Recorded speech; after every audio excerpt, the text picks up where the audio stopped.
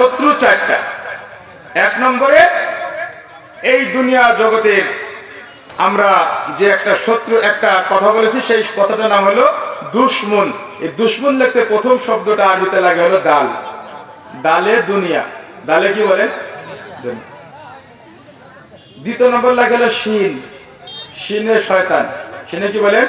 শয়তান। তিন নম্বরে লাগে হলো মিম, মিমে মাখলুক মানে আল্লাহর সৃষ্টি জীব, আমাদের শত্রু। এরপরে শেষ অক্ষর হলো নুন, নুনে নফস, নুনে কি বলেন? নফস। এই চারটা জিনিস আমাদের শত্রু। কখন কিভাবে তার বিস্তারিত আলোচনা আমরা করি। তাহলে আমাদের মনে রাখতে হবে আমাদের শত্রু কয়টা? শব্দের নাম কি? একটাই শব্দ, শব্দের নাম কি বলেন? দুশমন। প্রথম অক্ষর দাল, দালে দুনিয়া। দ্বিতীয় অক্ষর শিন, শিনে শয়তান। তৃতীয় অক্ষর মিম, মিমে মাখলুক মানে সৃষ্টিজীব। আর চতুর্থ অক্ষর হলো নুন, নুনে নফস, নুনে কি? এটা একটা হলো শত্রু। কখন কিভাবে শত্রু? আমাদের বড়দের একটা কথা আছে, আদ দুনিয়া জিফাতুন ওয়া তালিবুহা কিলাব। দুনিয়া হলো একটা পচা মরা মরির মতো, আর একে যারা তালাশ করে, এর পিছনে যারা সর্বক্ষণ লেগে থাকে, তাদেরকে তুলনা করেছেন কুকুরের সাথে। সদা সর্বদা যারা নামাজ রোজা রাত দিন সব কিছু বাদ দিয়ে শুধু দুনিয়া নিয়েই ব্যস্ত থাকে, তাদের কিছু হাকিকত এই কথাগুলোর ভিতরে আছে। একটু খেয়াল করে শুনলে ইনশাল্লাহ বুঝে আসবে যে আসলে বড়রা কুকুরের উদাহরণ দিলেন কেন? শিয়ালও তো আছে, শকুনও তো আছে। আর দুনিয়া জিফাতুন, দুনিয়া হলো মরা মরি। তো মরা মরি খালি কি কুকুরেই খায়? শিয়ালও তো খায়, শকুনও খায়। তাদের কথা কেন বললেন? শুধু কুকুরের কথা বললেন কেন? এর ভিতরে একটা হিকমত আছে। তো এই জন্য প্রথম নম্বর অক্ষর হলো দাল, দালে দুনিয়া, দুনিয়া আমাদের শত্রু। দুনিয়া আমাদের কি বলেন? শত্রু। আল্লাহ তাআলা বলতেছেন, ইয়া আইয়ুহাল্লাযীনা আমানু, হে ঈমানদারেরা, লা তুলহিকুম আমওয়ালুকুম ওয়ালা আওলাদুকুম আন যিকরিল্লাহ। হে ঈমানদারেরা, খবরদার খবরদার, তোমাদেরকে যেন তোমাদের সন্তান সন্ততি আর দুনিয়ার সম্পদ তোমাদেরকে আমি আল্লাহর স্মরণ থেকে তোমাদেরকে গাফেল না করে।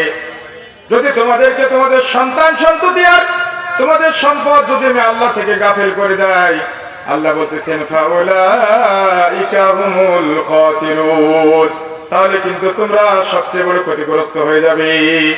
তাহলে দুইটা বস্তু আমাদের জন্য ক্ষতিকর হিসেবে আল্লাহ কেটে বললেন, একটা হলো দুনিয়ার সম্পদ, আরটা হলো সন্তান সন্ততি। নবী করিম সাল্লাল্লাহু আলাইহি ওয়াসাল্লাম হাদিসে পাকের ভিতরে বলেন, আদ-দুনিয়া খুলিকাত লাকুম ওয়া আনতুম খুলিকতুম লিল আখিরাহ। আল্লাহ রাব্বুল আলামিন দুনিয়াটাকে সৃষ্টি করেছেন আমাদের জন্য, আর আমাদেরকে আল্লাহ তাআলা সৃষ্টি করেছেন আল্লাহর জন্য। কার জন্য বলেন? আল্লাহর জন্য। আদ-দুনিয়া খুলিকাত লাকুম ওয়া আনতুম খুলিকতুম লিল আখিরাহ। আল্লাহ রাব্বুল আলামিন আমাদেরকে সৃষ্টি করেছেন আখিরাতের জন্য, আর দুনিয়াকে সৃষ্টি করেছেন আমাদের উপকারের জন্য। তাহলে দুনিয়াটা আমাদের উপকারী একটা বস্তু, কিন্তু এই উপকারী বস্তু কোনো সময় ক্ষতিকর হয়ে যায়, যায় না বলেন? যেমন ভাই পানি, পানির অপর নাম কি বলেন? পানির অপর নাম কি? আর একটা নাম আছে কিন্তু পানি, সেই পানির অপর নাম কি বলেন? মরণ। যা কিছুদিন আগে আমাদের যে ময়মনসিংহ নোয়াখালীতে হয়ে গেল, দেখছেন না? তাহলে পানি উপকারী বস্তু কখন কতটুকু? পানি যখন প্রয়োজনের চেয়ে বেশি হয়ে যায় তখন সেটা আমাদের জন্য ক্ষতিকারী বস্তু হয়ে যায়। দুনিয়া আমাদের জন্য উপকারী বস্তু, কিন্তু এই দুনিয়ায় আমাদের জন্য ক্ষতিকারী বস্তু। যখন দুনিয়া আমাদের চায়, আমাদেরকে যখন কি করবে? আখিরাত ভুলায়ে দুনিয়া শুধু আমাদেরকে দুনিয়ার ভিতরে ব্যস্ত রাখবে, তখন এই দুনিয়া আমাদের জন্য ক্ষতিকর বস্তু, দুনিয়াও ক্ষতিকর বস্তু। এই জন্য নবীজি বলতেছেন, আদ-দুনিয়া খুলিকাত লাকুম ওয়া আনতুম খুলিকতুম লিল আখিরাহ। আমি আল্লাহ রাব্বুল আলামিন এই বান্দার জন্য দুনিয়াটাকে সৃষ্টি করেছি, আর আমি আল্লাহ বান্দাকে সৃষ্টি করেছি আমার জন্য, আর দুনিয়ার যাবতীয় বস্তু মানুষের জন্য আল্লাহ তাআলা সৃষ্টি করেছেন। অতএব দুনিয়া একটা উপকারী বস্তু, দুনিয়া ছাড়া আমরা কেউ চলতে পারি না। দুনিয়াটা একটা উপকারী বস্তু, দুনিয়া ছাড়া কোনো মানুষই চলতে পারবে না, আমিও না, আপনিও না। কিন্তু দুনিয়া যখন প্রয়োজনের চেয়ে অতিরিক্ত হয়ে যাবে, তখন এই দুনিয়াটাই ক্ষতিকর বস্তুতে পরিণত হবে। যেমন নৌকা পানি ছাড়া চলে না, কিন্তু নৌকার ভিতরে যদি পানি উঠে যায় নৌকা কিন্তু আর চলে না। কথা ঠিক না বলেন? নৌকা পানি ছাড়া চলে না, কিন্তু নৌকার মধ্যে পানি রেখে কোনো মানুষও চলে না। পানি যদি বেশি হয়ে যায় তখন কি করে বলেন? ছাকা শুরু করে। কারণ একটু পরে যদি নদীর মাঝ নদীতে গিয়ে যদি নৌকার ভিতরে পানি বেশি হয়ে যায়, তাহলে কিন্তু নৌকা যদি তলায় যায় তাহলে মানুষগুলোর জীবনের নিশ্চয়তা থাকবে না। এজন্য পানিকে সেঁকতে থাকে, পানি উঠতে থাকে, সেঁকতে থাকে। কেন? পানি তো নৌকা ছাড়া, নৌকা তো পানি ছাড়া চলে না, কিন্তু ওই পানিকেও নৌকার মধ্যে থেকে ফেলতে হয়। এই জন্যই তো আমরা দুনিয়ার জগতে আল্লাহ রাব্বুল আলামিনের দেওয়া সম্পদ ভোগ করি। এই সম্পদের ভিতর থেকে আল্লাহ তাআলা মাঝে মাঝে যাকাত চাই, আল্লাহ তাআলা মাঝে মাঝে দান সদকা চাই, আল্লাহ তাআলা মাঝে মাঝে মানুষের জন্য উপকারের জন্য কিছু দিতে বলেন। এই জন্যই যে আমার সম্পদ থেকে এগুলাকে যখন বের করে দেব, বাকি কিছু যদি আমার কাছে থাকে তাহলে ওই সম্পদটা আমার জন্য ইহকাল এবং পরকালে ক্ষতির কারণ হবে না। কিন্তু যখন এই সম্পদটাকে যাকাত দিবেন না, এই সম্পদ মসজিদ মাদ্রাসা বিভিন্ন জায়গায় দান সদকা করবেন না, গরিব এতিম অসহায়দেরকে যখন সাহায্য সহযোগিতা করবেন না, তখন এই সম্পদ আপনার জন্য ইহকাল এবং পরকালে ক্ষতির কারণ হবে। এই জন্যই আল্লাহ নবীজি বলতেছেন, দুনিয়া তোমাদের জন্য উপকারী হিসেবে সৃষ্টি করা হয়েছে, আর তোমাদেরকে সৃষ্টি করেছে আখিরাতের জন্য। দুনিয়া যতটুকু লাগলে পারে, প্রয়োজন হলে পারে, তোমার প্রয়োজন সারে ততটুকুনি অবশ্যই তুমি কামাই করো, তাতে কোনো অসুবিধা নাই। এরপরে যদি তোমার সম্পদ বেশি হয়ে যায় তাহলে তুমি হজ করো, যাকাত দাও, মানুষের উপকার করো, তাতেও কোনো অসুবিধা নাই। কিন্তু এই সম্পদের পিছনে পড়ে সম্পদকে কামাই করতে গিয়ে যেন তোমার এমন দশা না হয়, যেমন একটা কুকুরদের উদাহরণ দিতে গিয়ে মুরব্বীরা ওই কথাটাই বলেছেন যে আর দুনিয়া জিফাতুন আত-তালিবুহা কিলাব, দুনিয়া হলো একটা মরামরির মতো, আর তাকে যারা তালাশ করে, তার পিছনে যারা লেগে থাকে, তারা হলো কুকুর সমতুল্য।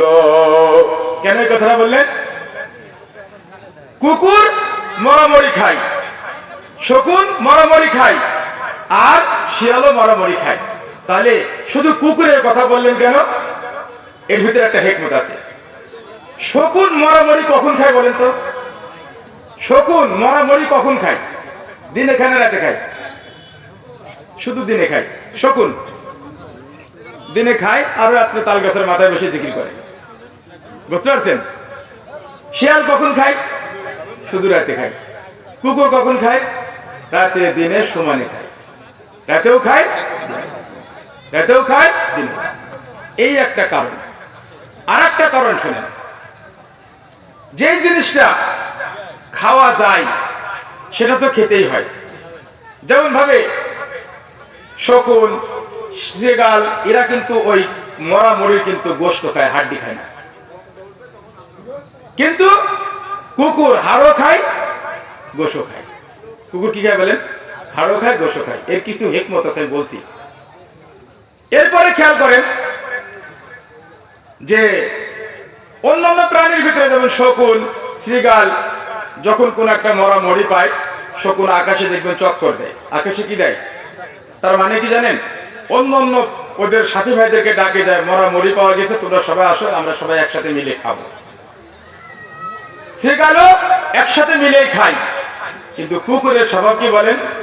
বিরাট একটা মরা গরু, এটা ল্যাস খেলেও পেট ভরে যাবে, কিন্তু ওই এমন ভাবে ভাব নিয়ে থাকবে, কারো কাছ থাকবে না। কেউ যদি আসতে লাগিছে দাঁত বের করবে সাথে সাথে, তাই না বলেন? এই কথাগুলা মুরব্বীরা বলছে, খুব হিকমত আছে কথাগুলোর ভিতরে। এই জন্য মুরব্বীরা এই কথাগুলো বলেছেন যে বাবা, যে জিনিসটা খাওয়ার সেটা তো খাইতেই হবে, গোশত তো খাওয়ার জিনিস, গোশত তো খাবেই। আর মরামরি কুকুরের জন্য তো হারাম না, শ্রীগালের জন্য হারাম না, শকুনের জন্য হারাম না। এরা তো গোশত খায়, গোশত খাওয়ার সঙ্গে সঙ্গে আবার গোশত খায় তো খায়, গোশতের হাড্ডি সহ খায়। এই জন্য মুরব্বীরা বলতেছে বাবা, দুনিয়ার জমিনে এমনও কিছু জিনিস আছে যেগুলা খাওয়া তোমাদের জন্য নিষিদ্ধ, এগুলা খাবা না। যেমন ভাবে সুদ খাওয়া হারাম, তোমরা সুদ খাবে না। কিন্তু দুনিয়ার মানুষ হালাল নাই, হারাম নাই, যেটা খাওয়া যায় সেটাও খায়, যেটা খাওয়া যায় না সেটাও খায়। আছে না বলেন? যেটা খাওয়া যায় তাও খায়, যা খাওয়া যায় না তাও খায়।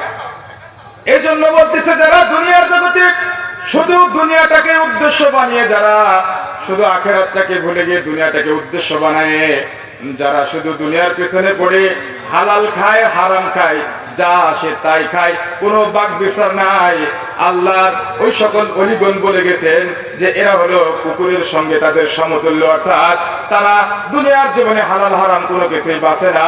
কুকুর যেমন হাড্ডিও খায়, গোশও খায়, যেটা খাওয়ার জিনিস তাও খায়, যেটা খাওয়ার জিনিস